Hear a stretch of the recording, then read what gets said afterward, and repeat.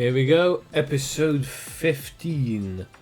I will be honest, I do not actually remember a lot of what goes down in this particular episode, but I think, unless I'm mistaken, this is the one where I run into Noah and the Psychic Emporium goes up. That background's not too bad, eh? Yeah, that's actually, like the lighting and the background. It's one of those rare times where it both lines up pretty well. So I'm guessing this is another one that you got online. Yeah, just Google search. Yeah, didn't just image size large. That'll do. Didn't just let you into a random house, and just take photos. No, that comes later. Yeah, when we got really desperate for background, you know. Yeah, we use the same two couches on the whole show as well, but obviously there's a throw on the back of that one. That was a cloth couch, and then obviously the leather couch makes an appearance left, right, and centre.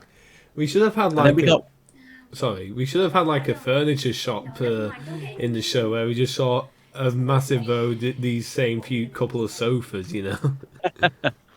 Yeah. We actually got one of them sofa covers. We bought one of them, didn't we? And we put it over the sofa to make it look material and stuff, and try and disguise it a little bit. Yeah. Is that the one that's on here now on screen? No. No, it's not. Okay. Here we go.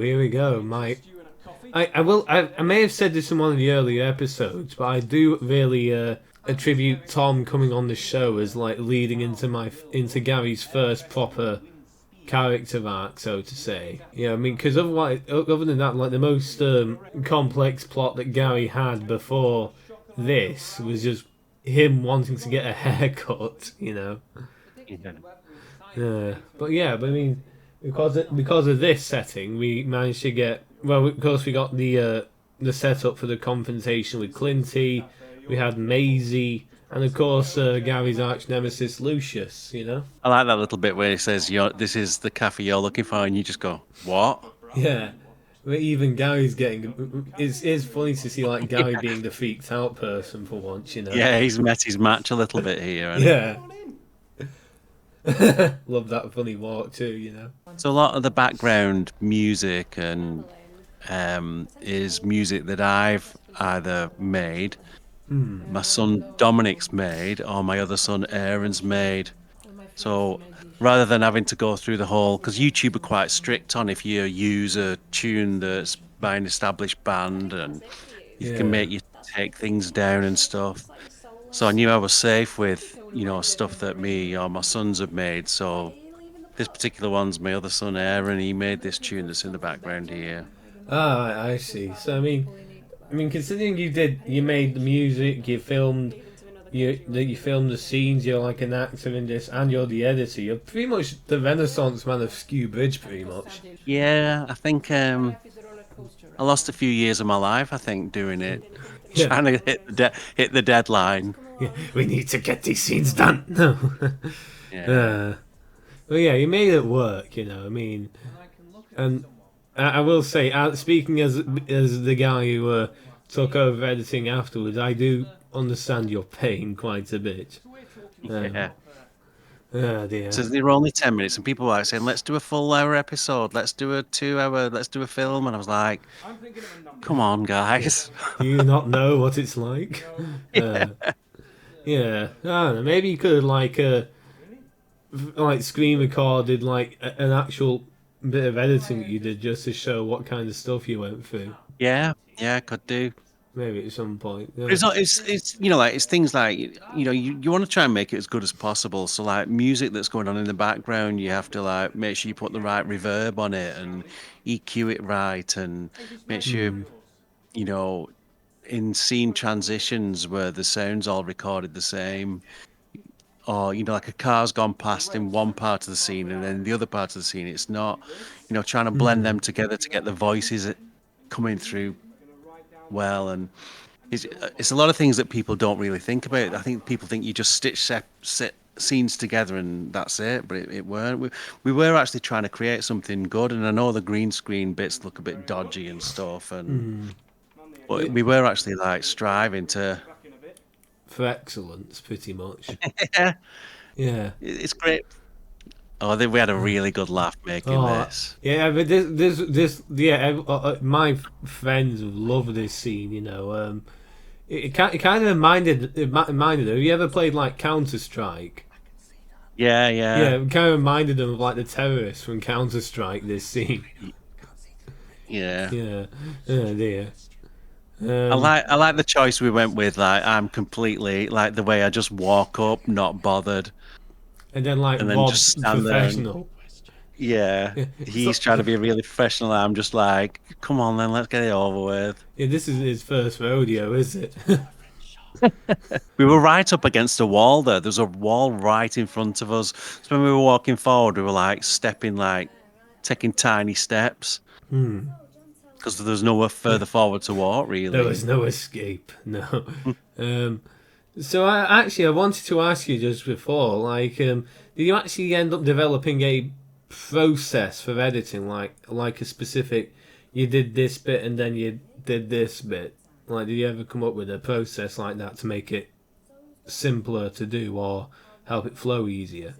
Uh, I suppose, yeah. So, like when we do different camera angles, I'd layer all the angles one on top of the other, and then like try and find the best audio. Because sometimes somebody's performance might have been better on one of the other takes, but then the audio might have been a car going past. So a lot of that had to be taken into consideration. So I might not use somebody's best performance because the audio was right, or you might focus the angle on somebody else while the audio wasn't right. So Yeah. it was trying to get everybody's best performance in there, the best audio in there, and the best shots as well. Um, I but I mean, suppose all I did was I'd edit one scene at a time, and then I'd edit another scene and another scene. Then I'd try and like assemble and so the story through each episode would try and carry through, and people would understand what was going on, and that so that somebody didn't get like it's 10 minutes episode, so you don't want somebody having a 5 minute scene and then everybody else gets like a bit of nothing. So you're trying to like keep everybody's story moving forward a bit more.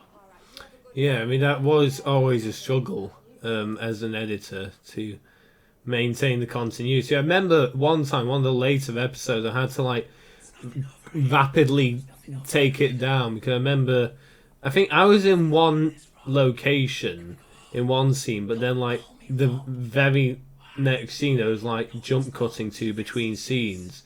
Like I was in this complete other location which I couldn't have possibly have reached.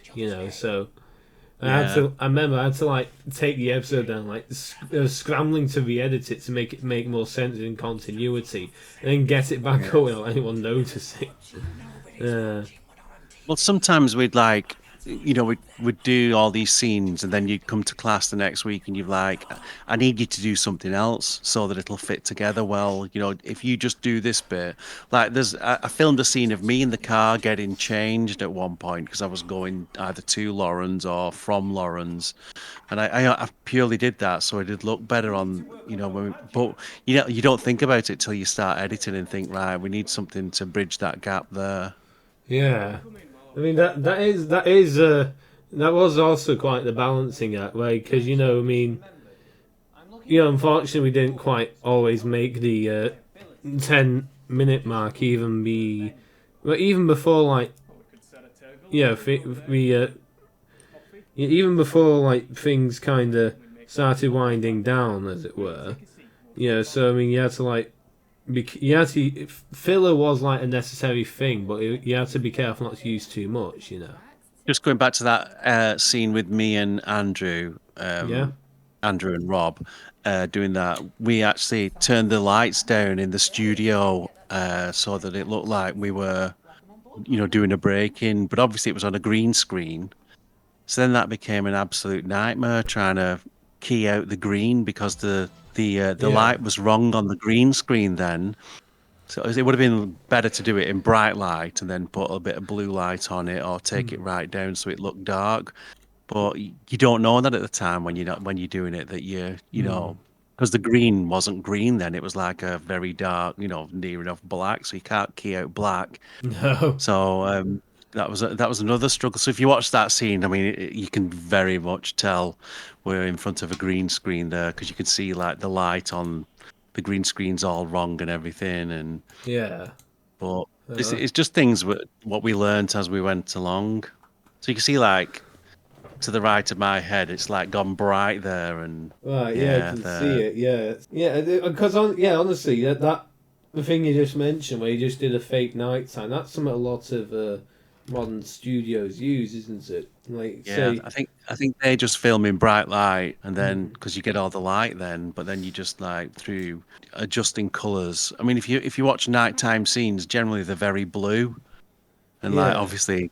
obviously when you walk outside at nighttime, it's not blue everywhere, but the audience accepts that blue Means is nighttime. nighttime on a film or a TV show. Hmm. Unless you're one of those like art directors that goes for ultra realism, and then they actually film the scenes at night. Yeah. Uh, But even then, they've got like big bright lights, aren't they? Studio, like they're all trained in it. They know what they're doing. We didn't have an absolute clue. no, no. Well, I think we got more of a clue towards the end. That's for sure. We did do, yeah.